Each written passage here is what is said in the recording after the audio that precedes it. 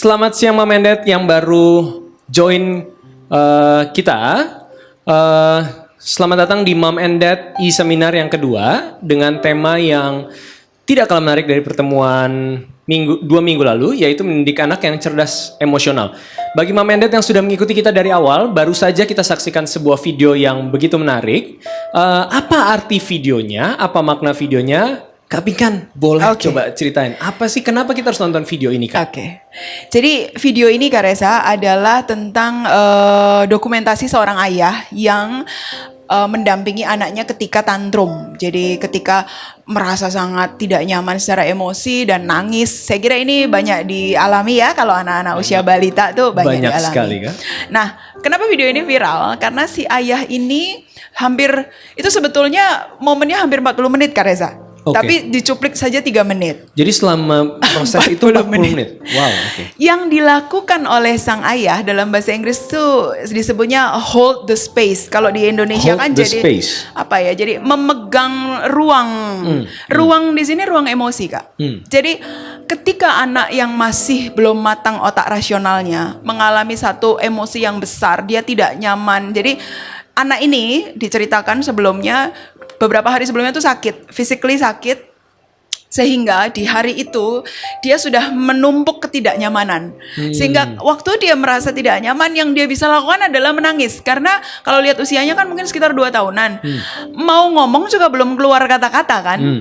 Belum bisa ekspresian ya. Yes, verbal itu kan di otak rasional, itu juga belum ada. So the only way yang anak bisa lakukan adalah menangis kan. Nah, amazingnya, maksudnya saya ketika melihat video ini juga gini, ayahnya ini bisa siap untuk memegang ruang emosi anaknya. Jadi dia izinkan anaknya nangis.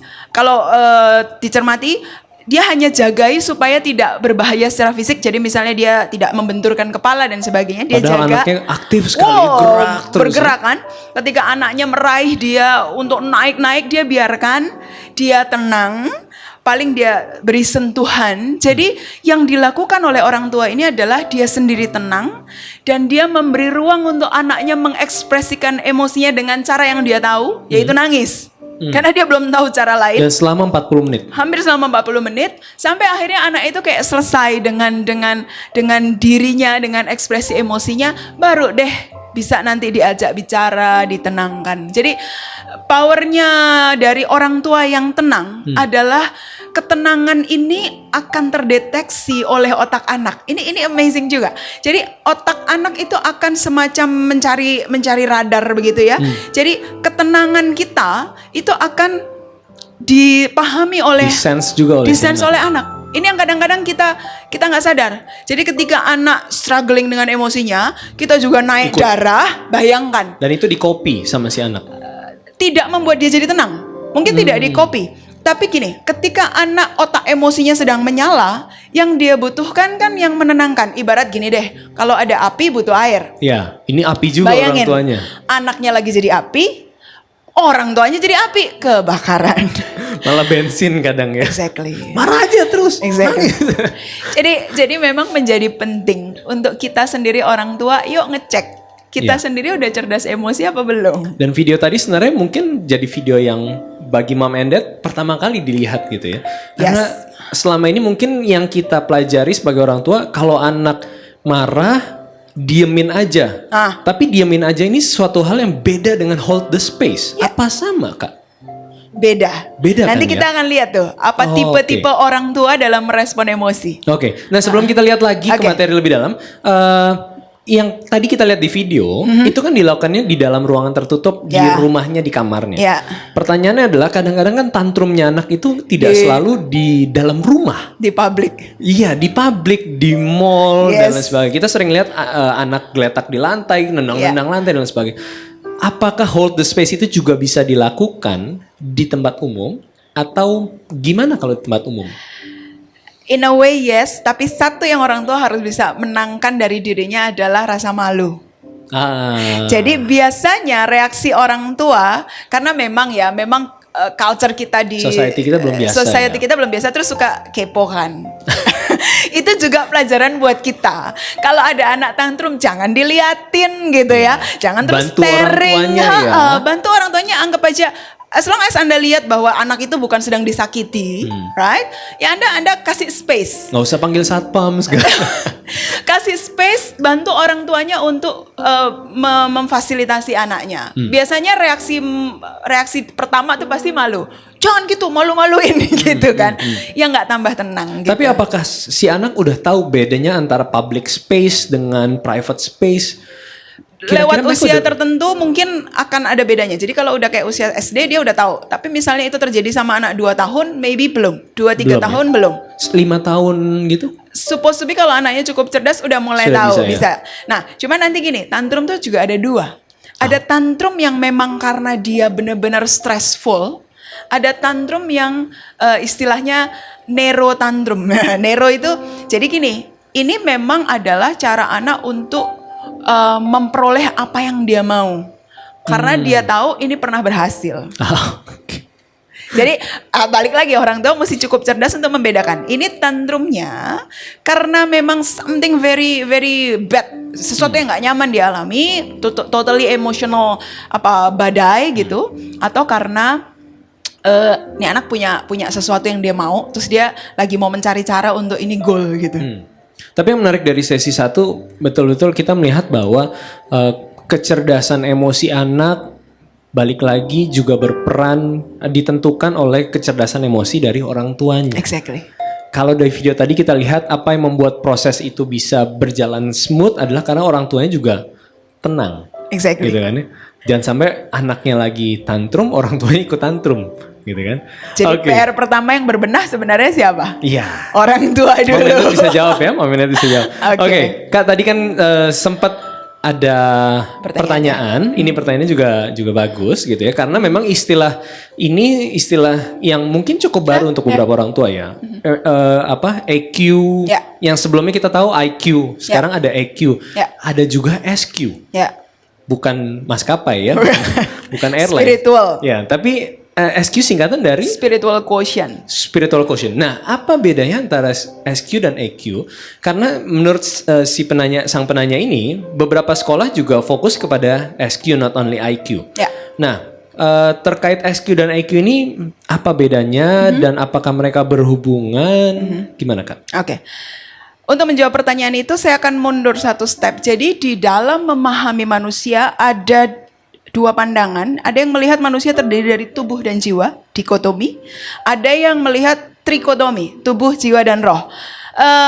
Ini nggak ada yang benar salah ya. Tapi kalau kemudian muncul SQ, spiritual, berarti kan dia menghitung bahwa di dalam manusia itu ada aspek spiritual. Hari-hari ini memang riset tentang spiritual ini lagi naik.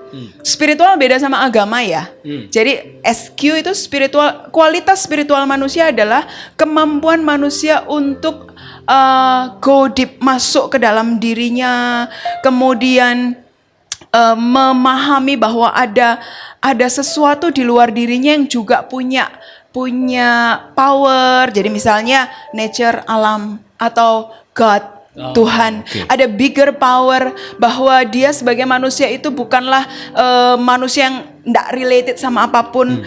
Sehingga biasanya kalau orang dengan spiritual quotient yang tinggi, jadi lebih banyak wisdom, ada lebih banyak kebijakan ya, kebijakan itu SQ. Nah, memang hari-hari ini banyak orang bahas SQ. Kalau mau ditambah satu lagi ada namanya adversity quotient. Singkatannya apa itu? Adversity itu kan penderitaan. Kecerdasan yang lahir setelah melewati penderitaan. Oke. Nah, itu juga banyak dibahas oleh orang bisnis, wirausaha, karena tidak pernah ada orang bisnis yang nggak gagal duluan. Iya, ya kan? Betul. Atau sekarang nih lagi diuji nih, ngalamin bisnis jatuh semua. Tapi kalau bisa survive, maka adversity quotient tuh muncul. Nah, jadi yang saya mau bilang gini, ada begitu banyak perspektif berusaha menjelaskan tentang human, dan ini masih terus berkembang. IQ is the first memang. Ketika orang di abad modern mulai bilang orang tuh ada namanya cerdas IQ. Oke? Nah, sekarang kan orang sering bilang IQ nggak cukup. IQ cuma menyumbang 20%. 80% lain kesuksesan. Nah, ini orang sering salah. Dari EQ, enggak cuman EQ, enggak cuman emotional quotient. Bisa jadi di situ ada EQ, ada SQ, ada AQ. Jadi masih unexplained itu 80%. Nah, kemudian kan ilmuwan perilaku manusia mencoba mencari tahu kalau orang sukses itu karena apa gitu. Nah, jadi nggak usah dipertentangkan menurut saya, tapi itu bisa hand in hand tergantung dari sudut pandang mana. Nah, kalau sekolah-sekolah berbasis agama biasanya muncul dengan SQ, yes. Karena kalau agama biasanya menghitung manusia ada aspek spiritualnya. Oke. Jadi betul-betul bergantung sama sekolah dengan basis pendidikan seperti apa. Betul. Oke. Tapi yang jelas hari ini kita belajar dan bahas tentang EQ. Ya. Oke, Kak Pingkan, kita mau lanjut masuk ke sesi 2 bukan sesi 3 ya. Masuk ke sesi 2. Di sesi kedua ini seperti tadi yang sudah saya sampaikan, kita akan banyak membahas mengenai lebih dalam lagi peran orang tua dalam membentuk kecerdasan emosi anak. Silakan Kak Pingkan. Oke. Mom and Dad, yuk kita lihat sama-sama. Bagaimana kita udah tahu tadi kecerdasan emosi anak berkembang lewat tahapan. Nah, sekarang apa yang kita bisa lakukan sebagai orang tua supaya anak-anak kita cerdas emosi? Saya akan tunjukkan dulu. Ada 4 tipe orang tua dalam merespon emosi. Ya, yang pertama tipe orang tua yang dismiss. Jadi orang tua yang kalau anak menunjukkan ekspresi emosi, orang tuanya responnya begini, diabaikan, dibecandain, diolok-olok, atau dialihkan. Jadi misalnya anaknya nangis nih, kok nangis sih cengeng gitu. Gitu aja. Gitu aja nangis gitu ya.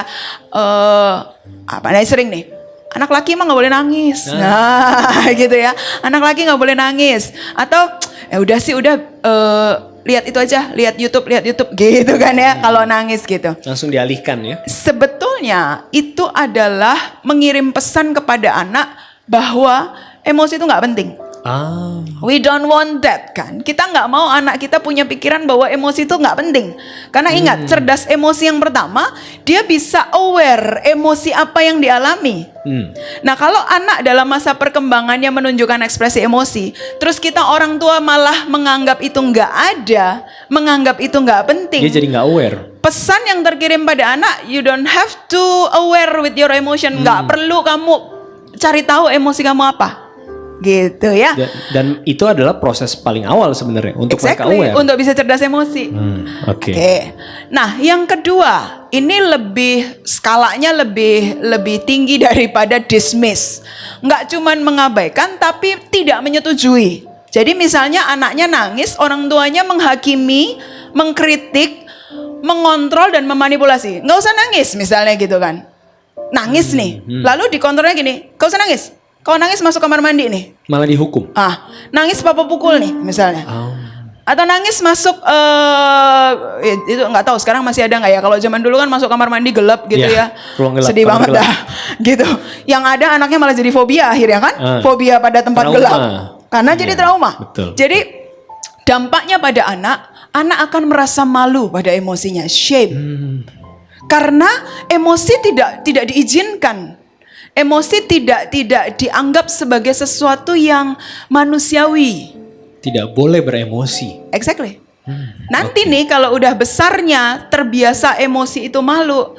Bayangkan ketika orang dewasa berelasi dengan orang lain, misalnya dengan pasangan. Dia gini, dia merasakan sesuatu tapi tidak bisa. Kita kan saya juga kadang berapa kali membantu pasangan gitu ya dalam pernikahan. Loh, saya tuh mencintai kamu, tapi pasangannya bilang, saya nggak pernah tahu kamu mencintai saya, kamu tidak bisa menunjukkan kan gitu. Atau biasa istilahnya suami saya nggak romantis. Gitu kan. Ya jadi ketika reaksi emosinya dari kanak-kanak sudah di cut, sudah dikontrol, ya tadi anak laki nggak boleh nangis, gitu. Jadi ada norma-norma yang kemudian menghalangi. Itu ya yang kedua, disapproving parent. Lalu yang ketiga, nah ini istilahnya agak susah ya. Orang tua yang permisif tuh mengizinkan semuanya. Istilahnya memanjakan lah kalau gampang-gampangnya itu istilahnya. Jadi gini, anak tidak ada batasan atau arahan memecahkan masalah kalau dia merasakan emosi. Jadi dia nangis, ya udah diizinin, malah diturutin. Nah ini sering terjadi. Kalau anak tantrum, dia nangis kan? Ya udah mau apa diturutin. Anaknya jadi little Nero. Jadi Oh, anaknya yang akan ini yang tadi saya bilang tantrum yang nero ya. Mengontrol ya. Anaknya akan kontrol. Nah, anak itu kan belajar. Kalau saya nangis sampai pukul-pukul kursi sampai apa, mama saya nurut, papa saya nurut. Berarti saya akan lakukan lagi. Tanpa sadar Anda memberi peran itu kan. Di usia berapa anak udah mulai bisa berpikir seperti itu? 3-4 tahun Udah kan mulai. baca pola. pola Anak itu kan ya. baca pola. Nah, memang tantrum jadi ledakan emosi besar itu normal dialami anak sampai usia 4-5 tahun. 5 tahun kalau bisa selesai. Kenapa? Mau masuk sekolah. Kalau udah mau masuk sekolah yang tadi Kak Reza bilang publik, kan di publik kita nggak bisa dong emosional terus ekspresinya ngawur gitu. Nah, jadi wajar kalau anak di usia itu mengalami tantrum, tapi bagaimana orang tua? Nah, ada orang tua yang nurutin ya, kalah sama anak, akhirnya anak tidak dapat mengelola emosi. Dia nggak tahu, pokoknya kalau saya mau ini ya harus.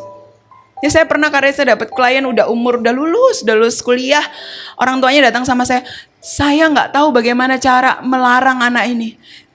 Lalu saya tanya kan, mundur nih, gimana dulu pola asuhnya?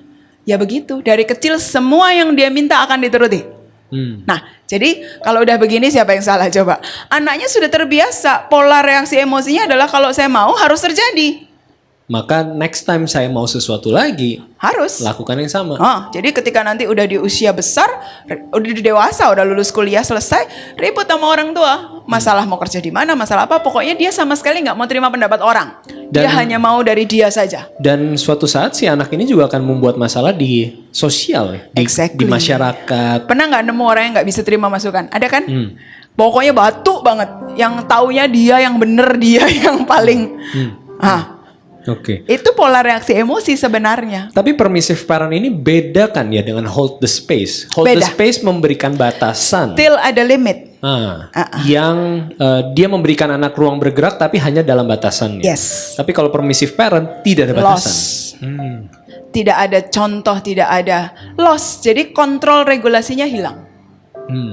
Nah, di usia kalau yang tadi yang kliennya Kak Pinkan yang datang gitu. Berarti kan udah umur 22, 23 nih deh. Masih memungkinkan, biasanya tipsnya Kak Pinkan pada orang tua seperti itu, karena kan udah umurnya mereka udah 20-an tahun terbentuk dengan pola seperti itu. Masih bisa diubah, disesuaikan, atau bisa tapi sulit sekali. Satu, mestinya yang pengen berubah harus dari orangnya. Biasanya nih, jadi anaknya ini ya. Karena gini, ibarat mesti kepentok dulu. Ntar kalau dia udah dalam menjalani kehidupannya sebagai orang dewasa, kepentok sana sini. Misalnya di kerjaan, kepentok sama rekan kerja, sama bos. Atau di dalam relasi pacaran atau berumah tangga, mentok lagi. Karena egois kan jadinya kan. Kalau dia udah ngerasa mentok kemana-mana, baru dia merasa saya yang harus berubah. Itu baru potensi untuk berubah ada. Karena selama yang menginginkan berubah orang lain dan bukan dia, susah. Dia tidak akan merasa itu penting. Exactly. Dia masih nyaman-nyaman kok dengan pola ini. Everything okay. Jadi mesti kepentok dulu karena dia udah dewasa ya. Gitu. Oke. Yang keempat apa nih Kak? Yang keempat, nah ini yang tentu kita inginkan ya. Kita menjadi orang tua yang melatih emosi anak. Saya pakai kata melatih karena begini. Kalau kata pelatih sering dipakai di dunia sport ya, di olahraga. Coach. Pelatih sepak bola itu kan bukan orang yang nggak bisa sepak bola sama sekali. Meskipun dia bukan jago, tapi dia menguasai seluk-beluk sepak bola. Nah, emotion coach mengandung arti Anda bukan hanya tahu tentang emosi, tapi Anda sendiri sudah praktekin loh cara mengelola emosi.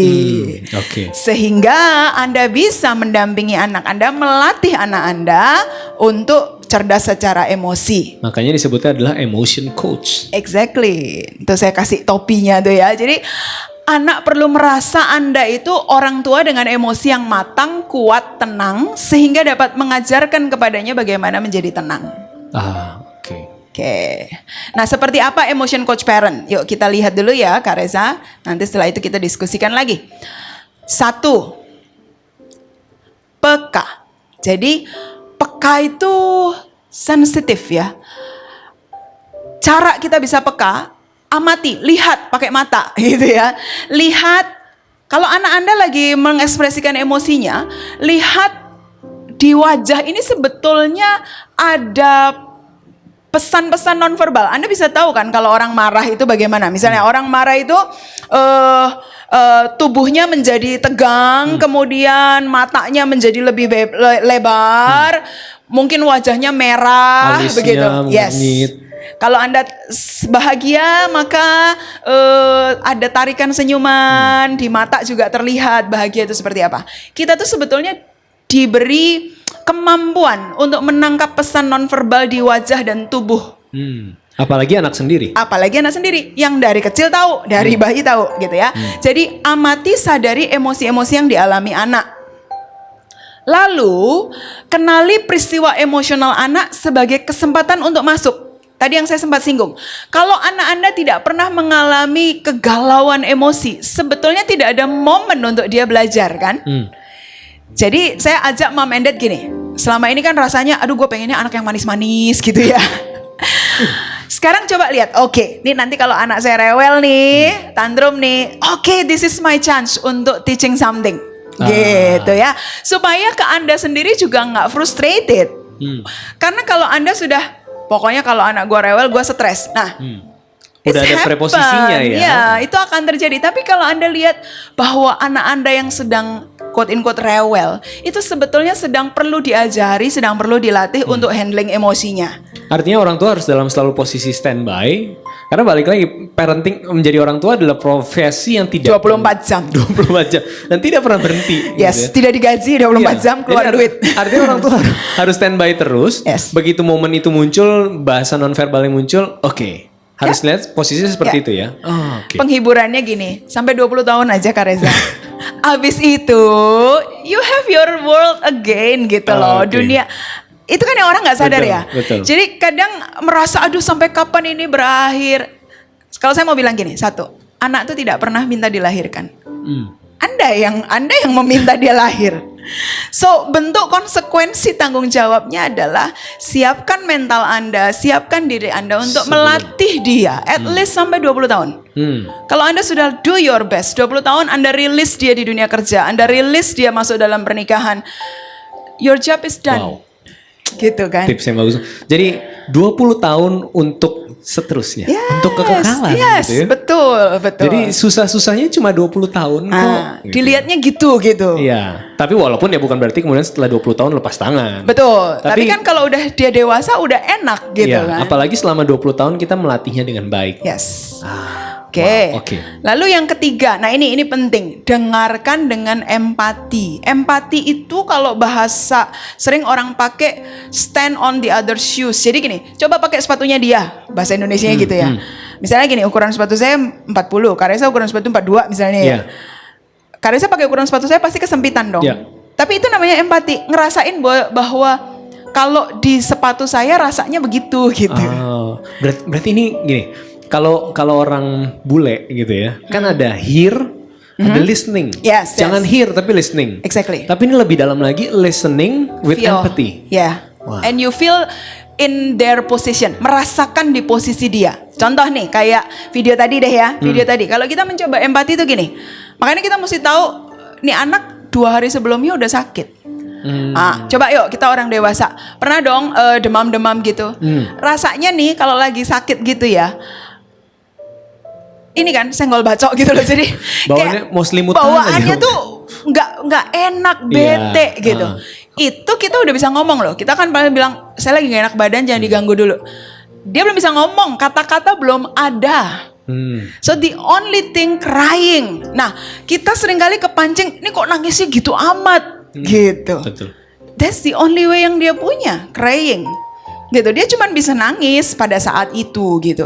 Coba rasakan, badan lagi nggak enak, gini salah, gitu salah gitu.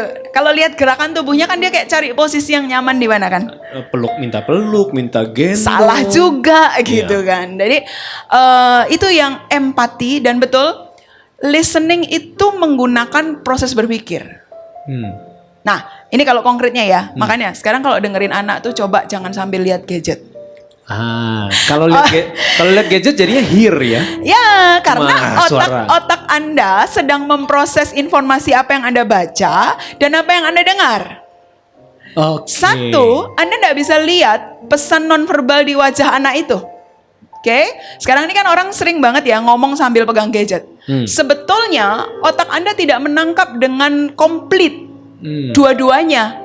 Jadi gini, apa yang Anda baca di gadget juga Jadi nggak nggak komplit. fokus ya. Yang Anda hadapi, orang yang Anda hadapi, Anda juga nggak komplit. Oke. Nah, herannya kan zaman sekarang itu dianggap biasa, bukan lagi nggak sopan. Sambil balas ya gimana? Itu sering banget. Tapi nanti kalau kita lihat anak kita begitu sama kita marah. Saya sering ingatkan ke orang tua, tunggu, jangan-jangan tanpa sadar kita yang memberi contoh. Tuh, nih pulang-pulang saya peluk anak saya deh. Kak. Banyak Jadi- PR-nya ternyata ya. Komunikasi itu, nah ini menarik. Saya jadi teringat, nggak ada di slide tapi jadi teringat. Pesan yang ditangkap kata-kata itu sebenarnya hanya sekitar 7%. Kata-kata ini kayak saya ngomong nih sama Kak Reza. Kata-kata saya itu 7%. Oke. Tapi yang lainnya dipengaruhi oleh mimik muka saya, Iya. dipengaruhi oleh intonasi. Bayangkan. Iya. Jadi betapa kita juga perlu aware dengan hal itu ya, komunikasi. Jadi untuk bisa listening dengan empathy, mendengarkan dengan empathy, pertama Fokus dimulai dulu. dengan peka dan amati, kenali gitu ya. Ya, fokus. Eye contact. Sekarang banyak orang tua udah lost eye contact sama anak. Dan banyak anak yang akhirnya bertumbuh dewasa nggak berani eye contact kan? Yes.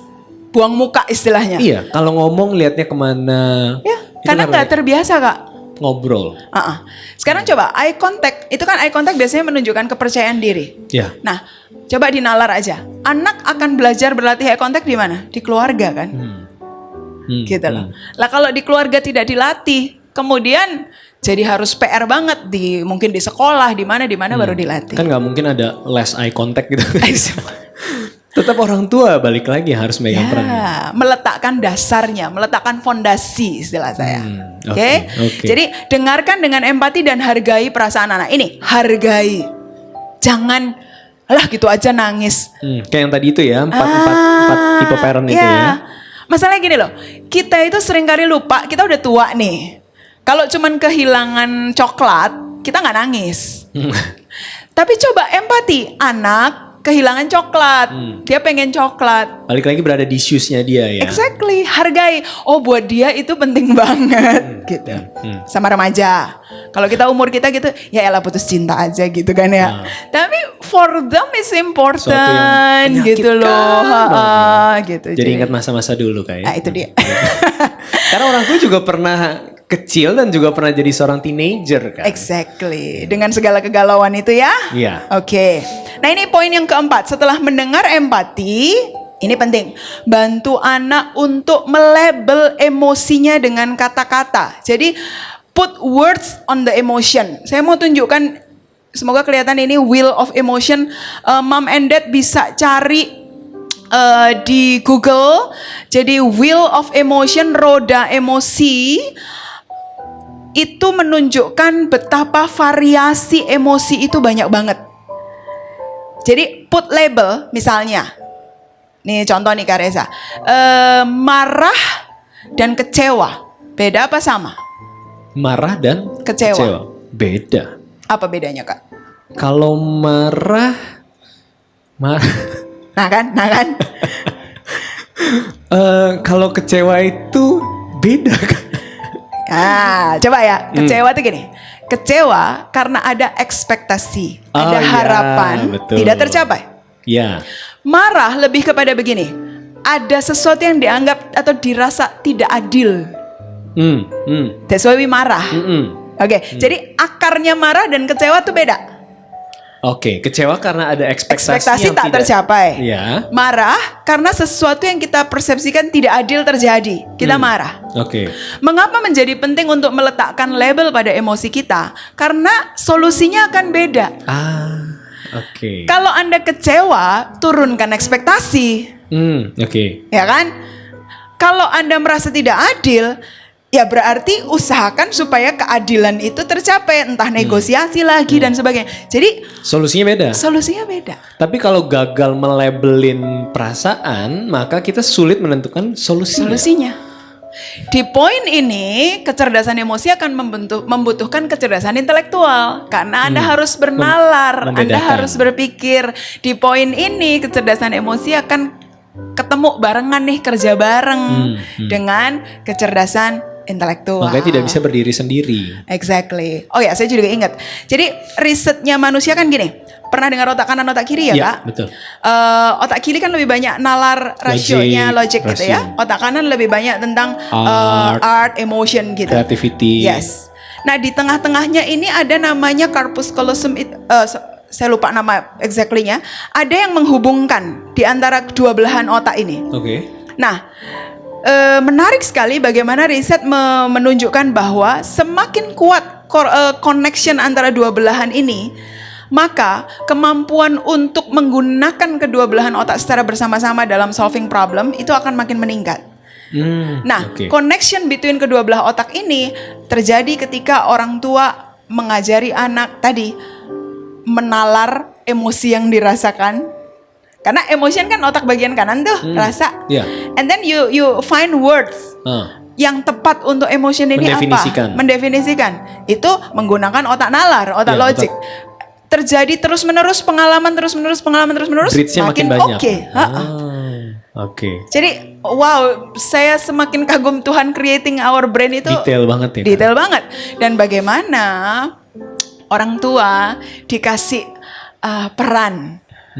Dikasih peran untuk shaping itu. Kalau dari basic ada emosi sedih, sadness, anger, takut, love, joy, surprise. Tapi kita lihat, sadness aja itu bisa ada kecewa, bisa malu, bisa patah semangat, bisa suffer.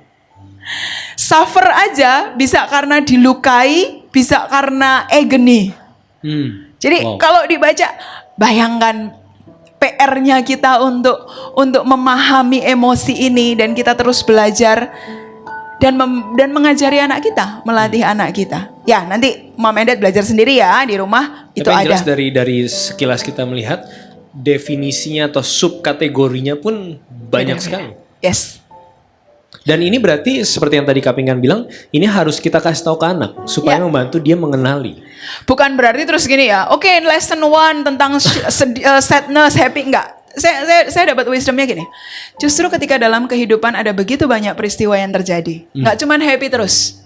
Misalnya kayak sekarang, mungkin di bulan-bulan karantina ini topik atau lesson emotion yang bisa diajarkan tentang bagaimana mengatasi kebosanan. Bagaimana mengatasi frustrasi. Bagaimana mengatasi jenuh. Bagaimana mengatasi marah karena kumpul terus sama kakak sama adik ribut terus. Nah, tidakkah ini menjadi momen di mana this is time untuk teaching gitu loh, untuk educate perfect time anak. ya. Tuh. Karena momennya happen. Nah, kalau bisa sadar begini kan, kita jadi ingat ya, setiap peristiwa yang kita alami di hidup tuh dimaksudkan untuk kebaikan. Pasti ada sebuah hal baik yang bisa keluar dari situ. Karena Allah bekerja dalam segala hal. Exactly. Termasuk pada saat stay at home. Exactly. Oke, yang kelima, tetapkan batasan. Jadi emotion coach parent tetapkan batasan ketika membantu anak memecahkan masalah. Batasan tuh contohnya gini. Oke, boleh nangis. Tapi tidak membenturkan kepala ke lantai. Ya kan? Caranya gimana? Kalau saya pernah ditanya, Bu, anak saya kalau udah nangis kepalanya dibenturin kepala ke lantai, saya bilang, Bu, ambil bantal, udah sini. Ya, itu kan gini, kita nggak ngomong, jangan benturkan kepala ke lantai, nggak masuk loh. Kalau anak lagi emosinya naik ya, Anda ngomong nggak masuk di kepala dia. Karena dia nggak tahu opsinya. Do something aja. Kirim pesan bahwa ada batasan. Kamu boleh marah, tapi tidak menyakiti dirimu, nak. Makanya mama atau papa kasih bantal ini supaya kamu nggak sakit. Dan mungkin juga ada teenager yang malah suka melakukan hal-hal seperti misalkan jedutin kepala. Karena mereka ngingat pada waktu kecil saat mereka seperti itu, orang tuanya malah jadi lebih responsif. Exactly. Iya kan? Good point. Ya. Ya, orang tuanya malah jadi peluk, jangan gitu. Ya. Dibanding sebelumnya saat dia diam-diam aja, orang tuanya malah nggak ngapa-ngapain. Salah satu yang sekarang lagi tren di kalangan remaja adalah self-hurt. Self-hurt, self-harm. Self-harm, ya. Jadi yang kayak nyilet, tapi bukan di area yang berbahaya, bukan di nadi. Nyiletnya mah di area-area yang memang pembuluh darah kecil. Kalau kita menghayati sebetulnya kenapa ya, saya ajak berempati begini, Kak. mereka merasakan emosi yang sangat besar. Jadi biasanya anak-anak remaja yang melakukan ini ada isu pasti. Entah divorcing parents atau enggak divorce tapi rumah panas terus. Atau ada isu lah. Nggak mungkin enggak gitu ya. Kalau yang sehat mental nggak do that. Lalu ketika mereka merasakan emosi yang sangat besar ini, nggak bisa kelola, nggak bisa tahu caranya gimana gitu. Nangis udah nggak cukup lagi. Nangis kayaknya udah nggak menghilangkan itu. So rasa nyeri di dalam hati ini kemudian disalurkan keluar lewat nyerinya ketika misalnya silet kena di kulit. Kan silet kena di kulit ada sensasi pain kan? Ada sensasi nyeri toh. Ketika itu bisa dirasakan untuk sesaat itu melegakan. Saya pernah bertanya soalnya ke my client. Jadi nggak melulu tentang cari perhatian ya? Nggak. Kadang-kadang bukan dengan silet. Kadang ada yang jambak rambut. Kadang ada yang punya kukunya ditekan kuat-kuat. Jadi ketika dia nangis, dia tekan kuat-kuat. Dalam bahasanya gini loh, supaya nyeri di dalam emosi ini terasa di fisik saya, jadi kayak rilis, kayak let go gitu. Dalam skala yang lebih rendah, teriak?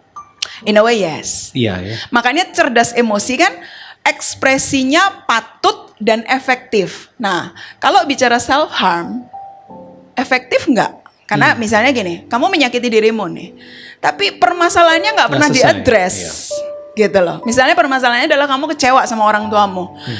The only thing that you do hurt yourself. Kecewanya mah tetap terjadi dan tidak sembuh-sembuh. Gitu. Jadi cerdas emosi, feel the emotion dan tahu how to mengekspresikannya. Ekspresi dengan secara patut. patut dan efektif. Patut itu sesuai norma, tidak menyakiti dirimu. Orang yang mau bunuh diri kan sebetulnya cara mengekspresikan desperate-nya, patah semangatnya gitu. Dan balik lagi Mom and Dad ya, kecerdasan emosi ini tidak dicapai begitu aja. Exactly. Tapi orang tua berperan besar. Dan go through a lifetime, Kak. Jadi sepanjang masa kehidupan, lewat setiap peristiwa yang diizinkan terjadi. Saya ketika mendalami materi ini, saya dapat wisdom juga. Wow, kalau seperti ini ya, apa yang harus kita alami, yakinlah bahwa sedang ada pelajaran di situ. As long as Anda punya kacamata yang tepat untuk melihatnya kan. Betul. Bahwa momen hidup adalah salah satu cara Tuhan membentuk kita. Ya, untuk setiap emosi yang ada. Dan ini dijelaskan secara ilmiah juga. Exactly. Wow, oke. Nah, ini tadi kalau konkretnya ya, kalau anak yang tantrum, pahami ketidaknyamanannya. Lalu ini, nggak cuma anak tantrum sih, kalau ngalam sama remaja, ini saya sering bilang sama orang tua remaja, coba suaranya itu, tone-nya itu. Saya selalu bilang, sama remaja ya, Anda ngomel dan teriak, nggak efektif gitu. Buat anak-anak masih oke. Mungkin Anda kalau sesekali ya namanya orang tua lepas kendali gitu, Anda teriak, diam, apalagi untuk yang berbahaya. Misalnya anak Anda tiba-tiba lari ke jalan. Maka Anda teriak, "Woi, berhenti." Itu efektif untuk situasi darurat, right? Untuk situasi darurat tone tinggi itu efektif karena langsung kayak membangkitkan fokus. Gitu. Tapi untuk situasi yang bukan darurat, seringkali saya lihat gini loh, orang tua tuh kadang tidak membedakan. Misalnya gini, kesalahan memecahkan gelas dan kesalahan ketahuan merokok misalnya. Itu kalau ditimbang level kesalahannya berat yang mana, Kak? Antara memecahkan gelas nggak sengaja kesenggol, sama misalnya ketahuan nyoba rokok atau alkohol gitu. Beratan yang mana kalau ditimbang? Kalau di yang umum sih ya rokok sama alkohol. Oke. Seringkali orang tua tone suaranya sama untuk kedua-duanya. Jadi tidak menunjukkan ada perbedaan. Artinya dua-duanya sama. Itu. Mestinya kan kita bisa differentiate ya, membedakan reaksi kita. Kalau ini sesuatu kesalahan yang minor, oke. Ya nak, hati-hati toh kalau jalan misalnya gitu. Tapi misalnya sesuatu yang membahayakan atau sudah coba narkoba dan apa, dan pada saat itu kita kayak sedikit tone tinggi, fine. Gitu. Nah, hanya memang Kak, itu hanya bisa terjadi kalau kita sendiri aware dengan kehidupan emosi kita. Kita sendiri menjaga kesehatan emosi kita. Karena kalau enggak, seringkali emosi kita tuh udah tipis banget. Span emotion kita udah tipis banget. Jadi something happen, gitu. Tips praktis dong nggak? Ini kan lagi dalam kondisi stay at home ini. Misalkan ada banyak kasus di mana suami istri yang selama ini sibuk masing-masing, sekarang stay at home. Terus setiap hari 24 jam ketemu istri suami. Jadi mulai muncul konflik-konflik karena biasa jarang ketemu, apalagi misalnya sebelumnya udah sering berantem. Ya. Ini jadi ketemu gitu kan. Terus kemudian ditambah work from home itu kan tidak semudah kedengarannya. Exactly. Gitu ya. Ada tuntutan pekerjaan juga tetap ada, tapi dilakukannya di rumah, nggak ketemu orang lagi. Masalah sosialisasi juga. Ya. Ditambah sekarang ketemu si anak. Ya. Tadinya si anaknya misalkan disekolahin, dilesin. Jadi dia mungkin masih bisa ngontrol emosi ketemu anaknya ya paling 2-3 jam. Tapi ini terus menerus ketemu. Nah, itu kan ada begitu banyak tekanan dalam diri Mom and Dad. Tips praktisnya gimana ya Kak? Untuk bisa tetap mendidik kecerdasan emosi anak dalam kondisi kita pun lagi struggling. Oke. Gitu. Satu, yang paling penting dulu, create structure. Jadi selama di rumah, gini, manusia by nature secara alamiah manusia butuh struktur. Makanya ini yang biasanya lost ketika di rumah adalah jam berapa bangun dan apa semuanya udah nggak karu-karuan. Jam berapa makan dan sebagainya. Duduk bersama sebagai satu keluarga, ciptakan struktur bersama. Struktur mulai dari penggunaan waktu, penggunaan tempat. Ya misalnya tempat kerjanya ayah di sana, tempat kerjanya mama di sini, tempat kerjanya anak di mana. Ya apa adanya lah, nggak usah ideal banget. Yeah. Struktur tempat, struktur waktu, struktur aktivitas, dan beri ruang komunikasi keluarga. Ini hari-hari ini kan banyak keluarga-keluarga akhirnya jadi rajin berdoa ya. Yang dulu-dulu kan begitu, kalau kepepet, waduh gitu ya, ketakutan, betul. maka kita rajin berdoa. Nah, saya sisipkan satu hal. Oke, kita baca firman, kita berdoa, kita baca renungan. Beri ruang sekitar 10-15 menit untuk talk heart to heart. Ya kalau anaknya udah cukup gede. Nah, di situ momennya. Kalau anak bilang, bosen loh ma gitu. Oke, let's appreciate the feelings gitu. Papa mama juga boleh bilang kan, saya juga bosen. Tapi PR-nya buat papa mama, sebisa mungkin Anda juga punya solusi mengatasi kebosanan Anda. Oke. Masing-masing orang agak beda-beda sih. Ya. Gitu ya. Jadi jangan sampai kita sendiri gagal mengatasi emosi kita, ditambah tetap harus parenting. Exactly. Oke, Kak, ada begitu Question banyak ya? pertanyaan. Oke. Saya harap dengan waktu yang ada Mepet. kita bisa menjawab ya, Ya. karena memang topiknya menarik banget hari ini. Oke. Ada salah satu pertanyaan gini, ini agak apa? Prinsipal gitu ya. Ya. Apakah arti hidup dalam penyangkalan? Itu yang pertama. Ini masih orang yang sama ya. Seberapa berhak kita mendikte emosi anak? Dan apa akibatnya orang tua yang kurang memiliki visi yang alkitabiah untuk anaknya? Ini kayaknya 3 pertanyaan yang masing-masing bisa dijawab masing-masing. Saya jawab ya. dari mendikte dulu ya. Ya. Saya kira mungkin kata yang lebih tepat bukan mendikte. Karena kalau mendikte, akhirnya kita yang mengontrol. Tapi jadilah, oke, saya bayangkan seperti orang main tenis. Partnering untuk saling melempar bola dan menangkap, melempar bola dan menangkap. Kehidupan emosi itu kan begitu. Kalau anak Anda yang belum matang meledak amarahnya, nah berarti dia perlu Anda menenangkan. Kalau anak Anda low emotionnya, less motivated karena bosan, berarti Anda perlu untuk jadi yang bisa cheering up. Oke. Right? Jadi kayak aksi reaksi. Partnering berarti ya. Partnering. Itu kalau bicara dikte. Tadi yang pertama apa Kak? Penyangkalan. Hidup dalam penyangkalan. Hidup dalam penyangkalan. Oke, ini dalam pemahaman saya semoga tepat kalau kaitannya dengan yang kita pahami di pengajaran suara kebenaran. Ya. Tidak berarti kita menyangkali emosi kita. Nah, Kita aware dengan emotion kita, tapi kita mengelolanya sesuai dengan apa yang Tuhan ajar. Loh di Alkitab itu kan ada. Kalau marah, ya harus bagaimana, gitu kan? Jangan sampai matahari terbenam. Cari sesuatu untuk bisa calming down. Ada sebenarnya kalau kita. Jadi menyangkal dalam poin saya, cara mengelolanya jangan pakai cara dunia, tapi cara mengelolanya tanya sama Tuhan, baca firman, belajar. Yang menarik kalau belajar di Alkitab ya, tokoh-tokoh Alkitab itu dilukiskan juga dengan kehidupan emosi yang amburadul. Ada yang marah, ada yang wah nggak karu-karuan deh. Tapi bukankah dari situ kita, kalau kita cermat, kita bisa belajar apa kesalahan yang mereka buat? Nah, kita belajar dari kesalahan mereka supaya reaksi emosi kita, kelola emosi kita berdasarkan apa yang Tuhan mau. Jadi bukan disingkirkan kemudian tidak mau melihat, tapi justru kita melihat ini sebagai sesuatu yang harus diubah. Yes. Karena saya kira dengan emosi yang sehat.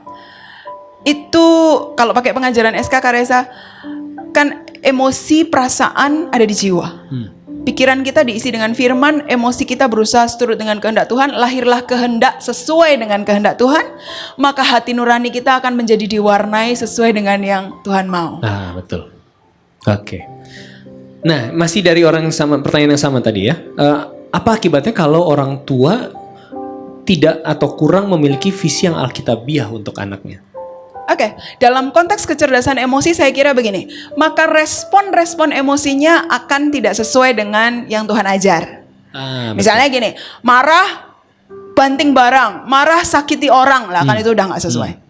Itu contoh paling gampang lah. Atau senang, happy sampai mabuk. Nah, kan kalau dunia kan menawarkan gitu. Yeah. Kalau kamu lagi happy, minum sebanyak-banyaknya sampai kamu mabuk gitu. Ya saya kira itu. Jadi akhirnya ekspresi emosi dan pengelolaan emosinya jadi tidak sesuai dengan yang Tuhan inginkan. Baiklah. Oke. Jadi penting juga untuk orang tua tahu apa yang Tuhan kehendaki. Karena ya kalau orang tua aja nggak hidup benar, nuntut anak hidup benar ya susah juga. Gimana? Betul. Nah, ini pertanyaan dari seorang ibu yang punya anak usia 20 tahun. Jadi waktu SD sampai SMP, si anak ini dibully terus sampai trauma. Dan akibatnya sekarang jadi minder. Mau kuliah juga takut dan maunya menyendiri, emosi nggak stabil. Gimana Kak cara ngatasinnya? Artinya di dalam anak ini sudah terpola satu sistem reaksi emosi yang diwarnai oleh rasa takut, fear. Jadi di otak limbik tadi yang teraktifkan adalah sistem fear. Caranya kalau orang tua tidak bisa membantu, saya akan sangat sarankan pergi konseling ke profesional. Anda bisa ke konselor, ke psikolog, karena lewat sesi-sesi bersama dengan profesional, disitulah dimodifikasi nih tipe sistem reaksinya. Nah, ada tekniknya juga, makanya that's why profesional belajar gitu. Untuk membantu si anak yang sebenarnya udah dewasa kan, udah remaja apa dewasa tadi 20-an ya? Remaja ya. Udah dewasa. Dua-dua itu udah dewasa, dia akan dibantu untuk berproses dengan sistem emosinya supaya terbentuk pola yang baru. Nggak sebentar ya, itu yang saya mau bilang, ini kadang butuh waktu lama. Ya, bertahun-tahun terjadi, maka itu akan butuh waktu lama. Nah, mungkin ini sedikit informasi buat Mama and Dad. Beda psikiater sama psikolog tuh apa sih? Kalau psikiater adalah seorang dokter yang kemudian mendalami ilmu jiwa. Jadi basis S1 dan profesinya dokter. Makanya terapinya akan terapi obat, farmakologi. Tapi ada juga psikiater yang belajar terapi psikoterapi. Nggak apa-apa, nggak masalah juga. Psikolog, basis S1-nya psikologi. Kami tidak menggunakan terapi obat. Nah, di lapangan sebetulnya kami bisa kerja bersama. Karena ada gangguan-gangguan kesehatan mental yang butuh obat dulu, baru nih konseling atau psikoterapi jalan. Jadi stepnya lebih baik kemana dulu Kak? Untuk minimal mendiagnosa dulu deh. Sebenarnya kalau mau awal dulu, Anda bisa ke psikolog, karena psikolog akan juga tahu kalau ini batasnya sudah harus ada farmakologi, ada obat, dia akan refer ke psikiater. Dan bisa jalan bareng. Kecuali gangguannya udah sangat parah ya. Jadi misalnya kayak depresif gitu, udah nggak keluar kamar berhari-hari, udah pernah ketahuan mencoba bunuh diri gitu. Anda mau go straight to psychiatry juga boleh. Biasanya psikiater juga akan menggandeng psikolog. Jadi in a way nanti di lapangan ketemu bareng juga ya. Jadi sama aja, salah satu juga sama. In a way, yes. Tapi kalau misalkan tingkat masalahnya. Tapi sebaiknya kalau masih untuk level diagnosa, go to psikolog dulu ya. Sebagai pintu pertamanya gitu ya. Nah, terkait kematangan otak, apa sudah ada jurnal terkini terkait kematangan akan lebih cepat sebelum 20 tahun? Karena misalkan faktor nutrisi saat ini, terus pengaruh zat-zat seperti MSG, micin gitu ya, dan lingkungan, gadget, teknologi yang mempercepat kematangan otak. Kalau otak moral yang prefrontal cortex tadi, otak berpikir, otak bernalar sih so far belum. Tapi kalau bicara efek gaya hidup yang tadi makanan, pola makanan, sebetulnya yang lebih updated adalah kematangan hormon reproduksi. Makanya anak-anak sekarang mulai akil balik, menstruasinya jauh lebih cepat. Oh iya? Sekarang kan kelas 4, kalau yang perempuan kelihatan banget, kelas 4 SD sudah mulai menstruasi. Generasi kita masih di SMP. Kenapa? Karena asupan hormonalnya, jadi kick in-nya reproduksi naik. Nah apakah itu diikuti oleh kematangan otak. Nah gini, kecerdasan. dinamikanya jadi gini, hormon reproduksi itu kan menyumbang semakin galau lah mood atau suasana hati. Jadi sebetulnya menjadi challenge lebih awal untuk mematangkan otak bagian depan. Oke. Gitu. Kak, sebenarnya masih banyak pertanyaan Yes. dan saya ingin banyak bertanya juga, tapi sayang sekali waktu juga sudah Habis. memberitahu kita untuk segera berakhir. Tapi Mom and Dad, kalau ada pertanyaan bisa dikirimkan melalui IG Rehoboth Ministry, dan jangan lupa ini masih akan ada lagi ya sesi lanjutannya ya untuk nanti pembahasan yang lebih dalam, pembahasan yang lebih berbeda. Kak, mungkin ada statement closing dari Kak Pinkan untuk Mom and Dad. Oke, Mom and Dad, satu hal yang kita perlu sadari bahwa kecerdasan emosi anak-anak kita sebetulnya adalah cerminan dari kecerdasan emosi kita. Dan sekali lagi saya ingatkan, Tuhan memberikan kepada Anda satu kepercayaan untuk Anda ikut bersama-sama membentuk karakter anak-anak Anda. Anda bersama-sama dengan Tuhan membentuk masa depan anak-anak Anda. So, yuk kita terima dengan besar hati, kemauan untuk terus belajar. Redakan amarah, kelola amarah kita, biar anak-anak kita juga punya suasana keluarga yang tenang, yang damai sejahtera, dan yang mereka tahu meskipun situasi sulit, mereka tahu kita adalah orang tua yang secara emosi dewasa dan matang dan bisa mendampingi mereka. Gitu Kak Reza? Terima kasih Pak Terima Kak Pinkan untuk waktunya. Terima kasih Thank untuk you. setiap materi-materi yang keren banget. Dan Mom and Dad, kami berharap Mom and Dad bisa terus mendukung program GSKI Berbagi Kasih, karena dengan kondisi-kondisi seperti ini begitu banyak warga yang butuh dibantu.